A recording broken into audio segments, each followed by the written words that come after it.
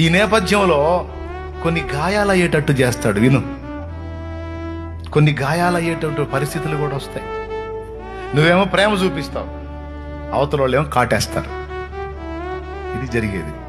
నువ్వేమో దేవుని ప్రేమ చూపిస్తావు, అవతల వాళ్ళు ఏమో నిన్ను వైనం చేస్తారు.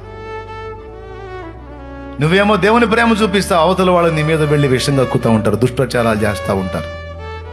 నువ్వేమో ప్రేమ చూపిస్తావు, అవతల వాళ్ళు నీ మీద, నీ ప్రేమ పొందిన వాళ్ళు చండాలంగా ప్రచారం చేస్తుంటారు నీ మీద. అది నీ చెవులకు వచ్చినప్పుడు గుండె గాయమైపోయింది.